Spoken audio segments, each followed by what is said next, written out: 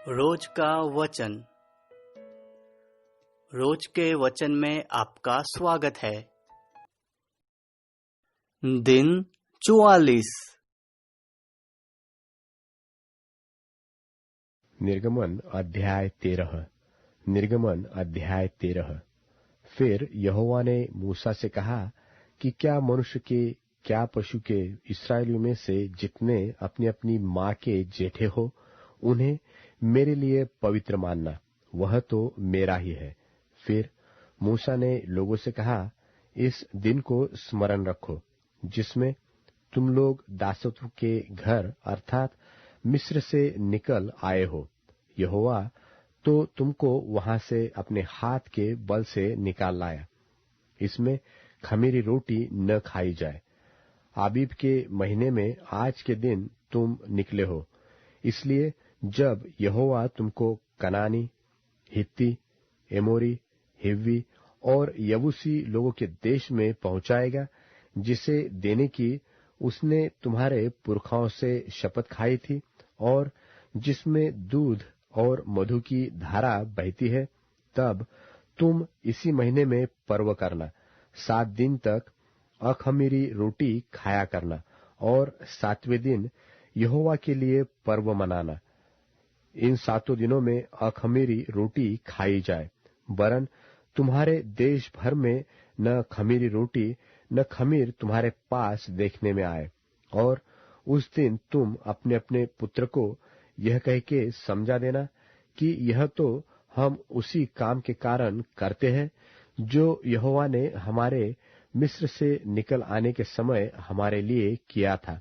फिर यह तुम्हारे लिए तुम्हारे हाथ में एक चिन्ह होगा और तुम्हारी आंखों के सामने स्मरण करने वाली वस्तु ठहरे, जिससे यहोवा की व्यवस्था तुम्हारे मुंह पर रहे, क्योंकि यहोवा ने तुम्हें अपने बलवंत हाथों से मिस्र से निकाला है। इस कारण तुम इस विधि को प्रतिवर्ष नियत समय पर माना करना। फिर जब यहोवा उस शपथ के अनुसार जो उसने तुम्हारे पुरखाओं से और तुमसे भी खाई है, तुम्हें कनानियों के देश में पहुंचाकर उसको तुम्हें दे देगा, तब तुम में से जितने अपनी अपनी माँ के जेठे हो उनको और तुम्हारे पशुओं में जो ऐसे हो उनको भी यहोवा के लिए अर्पण करना। सब नर बच्चे तो यहोवा के हैं, और गदही के हरेक पहलौठे की संति मेमना देकर उसको छुड़ा लेना।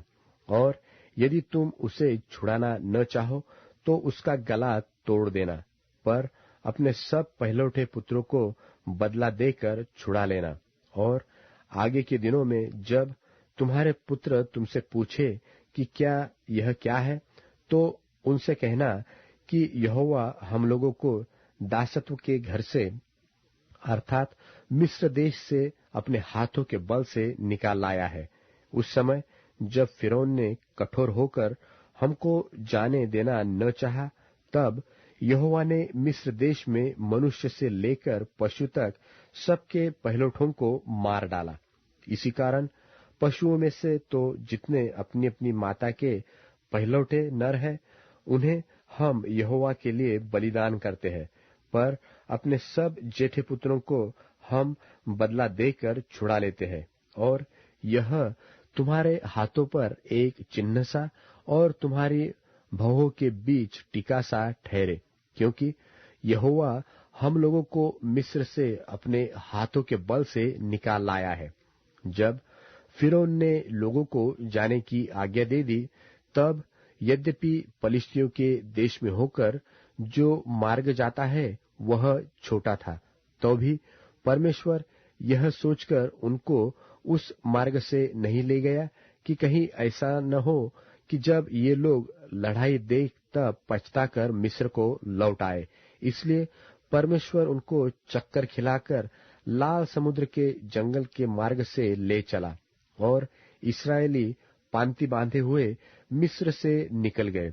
और मूसा यूसुफ की हड्डियों को साथ लेता गया, क्योंकि यूसुफ ने इस्राएलियों से यह कह के कि परमेश्वर निश्चय तुम्हारी सुधि लेगा, उनको इस विषय की दृढ़ शपथ खिलाई थी कि वे उसकी हड्डियों को अपने साथ यहां से ले जाएंगे।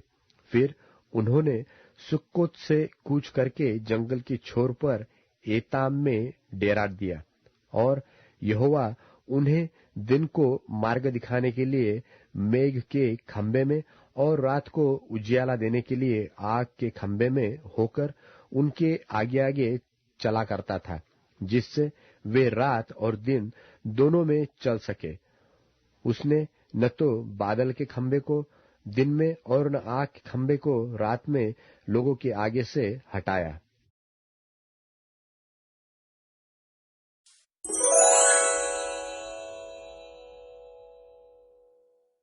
निर्गमन अध्याय 14। निर्गमन अध्याय 14। यहोवा ने मूसा से कहा, इस्राएलियों को आज्ञा दे कि वे लौटकर मिग्दोल और समुद्र के बीच पिहाहिरोत के सन्मुख बाल सपोन के सामने अपने डेरे खड़े करें। उसी के सामने समुद्र के तट पर डेरे खड़े करें। तब फिरौन इस्राएलियों के विषय में सोचेगा कि वे देश के उलझनों में बचे हैं और जंगल में घिर गए हैं। तब मैं फिरौन के मन को कठोर कर दूंगा और वह उनका पीछा करेगा। तब फिरौन और उसकी सारी सेना के द्वारा मेरी महिमा होगी, और मिस्री जान लेंगे कि मैं यहोवा हूं। और उन्होंने वैसा ही किया। जब मिस्र के राजा को यह समाचार मिला कि वे लोग भाग गए, तब फिरौन और उसके कर्मचारियों का मन उनके विरुद्ध पलट गया, और वे कहने लगे, हमने यह क्या किया कि इस्राएलियों को अपनी सेवकाई से छुटकारा देकर जाने दिया। तब उसने अपना रथ जुतवाया और अपनी सेना को संग लिया। उसने 600 अच्छे से अच्छे रथ वरन मिस्र के सब रथ लिए, और उन सबों पर सरदार बैठाए। और यहोवा ने मिस्र के राजा फिरौन के मन को कठोर कर दिया। सो उसने इस्राएलियों का पीछा किया, परंतु इस्राएली तो बेखटके निकले चले जाते थे। पर फिरौन के सब घोड़ों और रथों और सवारों समेत मिस्री सेना ने उनका पीछा करके उन्हें, जो पिहाहिरोत के पास बाल सपोन के सामने समुद्र के तीर पर डेरे डाले पड़े थे, जा लिया। जब फिरौन निकट आया, तब इस्राएलियों ने आंखें उठाकर क्या देखा कि मिस्री हमारा पीछा किए चले आ रहे हैं। और इस्राएली अत्यंत डर गए और चिल्लाकर यहोवा की दोहाई दी।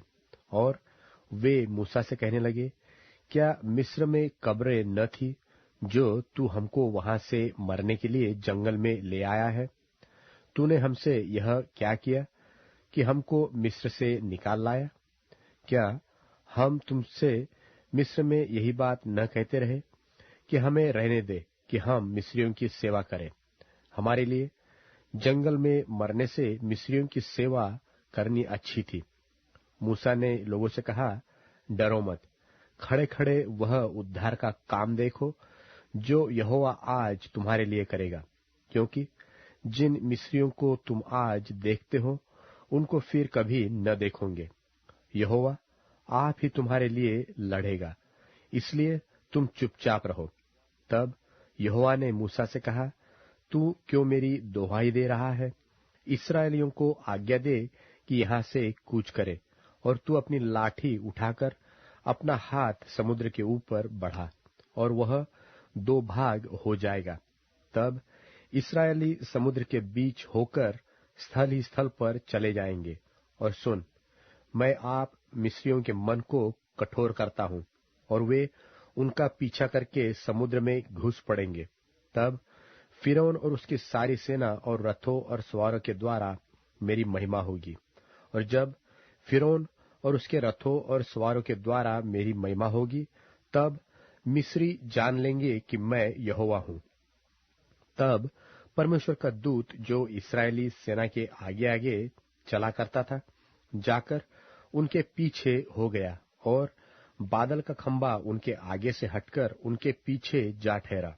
इस प्रकार वह मिस्रियों की सेना और इस्राएलियों की सेना के बीच में आ गया, और बादल और अंधकार तो हुआ, तो भी उससे रात को उन्हें प्रकाश मिलता रहा, और वे रात भर एक दूसरे के पास न आए।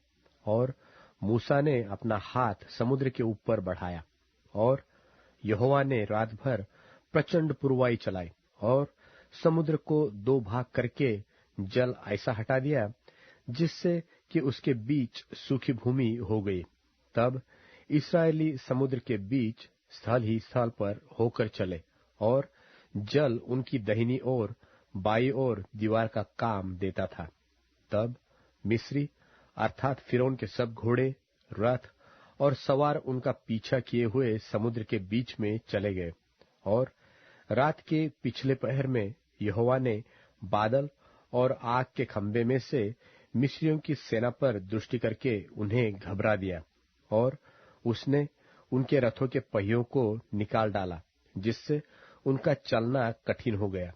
तब मिस्री आपस में कहने लगे, आओ हम इस्राएलियों के सामने से भागे, क्योंकि यहोवा उनकी ओर से मिस्रियों के विरुद्ध युद्ध कर रहा है।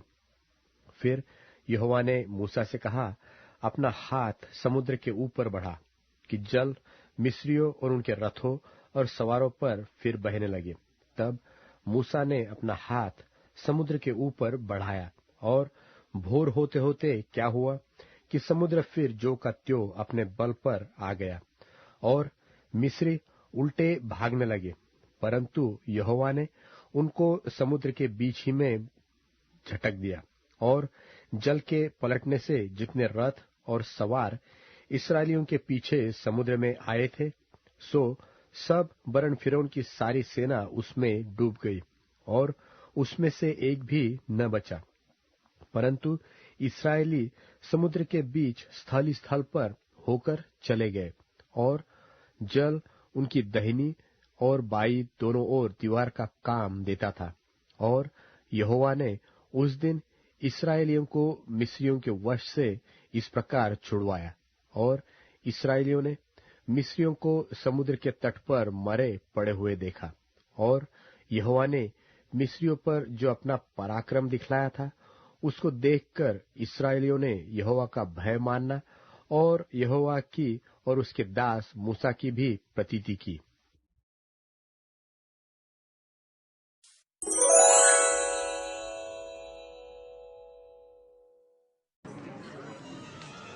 उसके बाद दोपहर से तीसरे पहर तक सारे देश में घोर अंधियारा छाया रहा। करीब 3 बजे यीशु मसीह ऊंची आवाज में चिल्ला उठे, एली एली लमा शबक्तनी। इसका मतलब है, मेरे परमेश्वर, आपने मुझे क्यों छोड़ दिया। वहां पर खड़े कुछ लोगों ने यह सुनकर कहा, यह आदमी एलिया को बुला रहा है।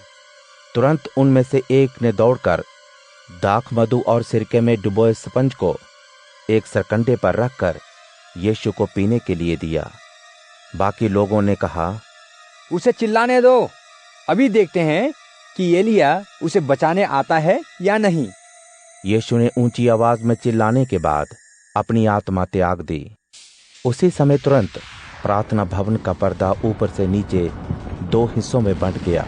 पृथ्वी डोल गई, चट्टानें फट गई, कब्रें खुल गईं, और बहुत से संतों की देह जो सो चुके थे फिर से जी उठीं। वे जी उठने के बाद यरूशलेम के, जहां बहुत से लोगों ने उन्हें देखा, सूबेदार और उसके साथ जो लोग चौकीदारी कर रहे थे, भूकंप और दूसरी घटनाओं को देखकर डर कर कहने लगे, ये तो सचमुच में परमेश्वर के पुत्र थे। वहां बहुत सी महिलाएं जो यीशु की सेवा करती थीं और साथ साथ चली आई थीं, दूर से ताक रही थीं। उन्हीं में से मरियम मगदलेनी, याकूब और योसेस की मां मरियम और जब्दी के बच्चों की मां थी। शाम होते होते अरमतिया का यूसुफ नाम अमीर आदमी, जो यीशु को मारने लगा था, आया। पिलातुस के पास जाकर उसने यीशु की देह मांगी। तब पिलातुस ने हुक्म दिया कि उसे यीशु की लाश दे दी जाए। उस लाश को यूसुफ ने साफ मलमल के कपड़े में लपेटकर अपनी उस नई कब्र में रखा जिसे उसने चट्टान में खुदवाया था।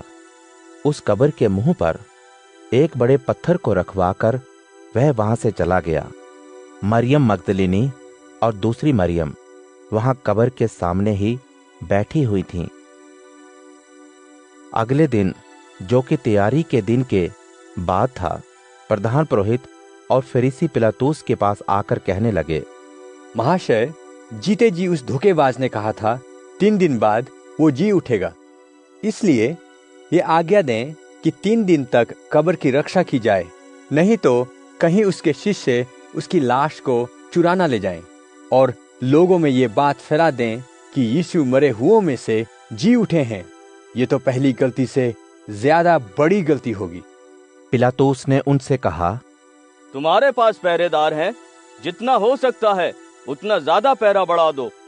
इसलिए उन्होंने जाकर पत्थर पर मोहर करके और संतरी को बिठाकर पहरा और ज्यादा कड़ा कर दिया।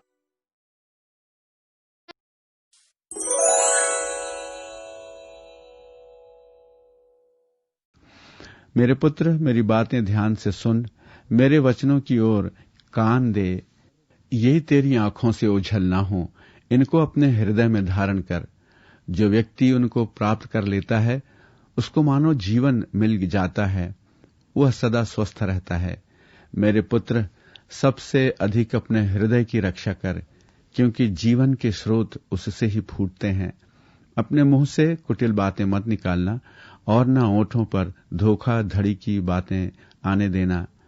तेरी आंखें सामने की ओर देखें, तेरी पलकें सीधी दिशा में खुली रहें। कदम उठाने के पूर्व अपने पैर को तौल ले, तब तेरा सारा पथ निरापद हो जाएगा। पथ में न दाहिनी ओर मुड़ना और न बाईं ओर, बुरे मार्ग से अपने पैर हटा लेना।